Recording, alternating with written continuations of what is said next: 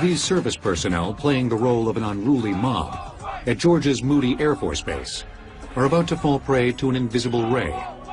The hulking panel atop this Humvee is part of what the U.S. military calls the Active Denial System, or ADS.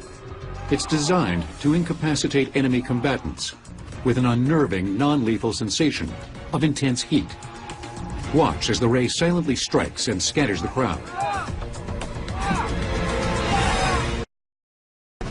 The active denial system has three great characteristics. First of all, it's safe. Second, it's effective. And third, it has a tremendous range compared to the other non-lethal weapons that today's warfighter has. This is the heart of this 100 kilowatt transmitter. This is the gyrotron. 200 kilowatts of electricity is fed in, and 100 kilowatts of radio frequency comes out. That millimeter wave energy comes out an aperture underneath the main reflector, hits the subreflector, which illuminates that main reflector and sends a roughly antenna-sized beam downrange. Those holes that you see in the antenna are for the cameras and other visual equipment that the operator uses so that he knows exactly where that beam is going. It's operated by a joystick. The operator looks into the console, sees exactly what that antenna is aimed at, moves the joystick left, antenna slews to the left, same way to the right. Then when there's an individual who's identified as a troublemaker, he has a cursor. He can put that cursor on that individual, pull the trigger that's on the joystick, and the energy is sent downrange at the speed of light.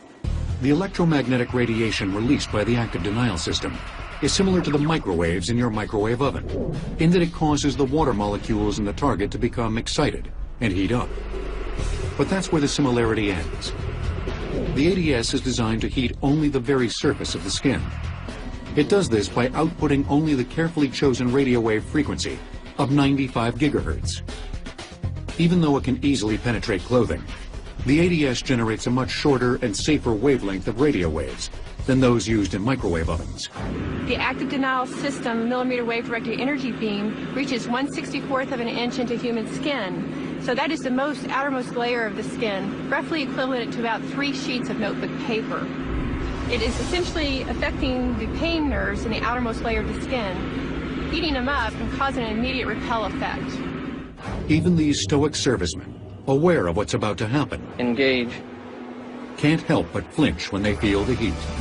This is the first time I've experienced the beam from the active denial system, and it feels like an intense warmth feeling, kind of similar to opening a very hot oven door, and it's a compelling feeling that you want to get out of the way of this beam. If you were not expecting this, it would definitely shock you and make you want to move. The ADS represents just the latest effort to devise an effective ray weapon.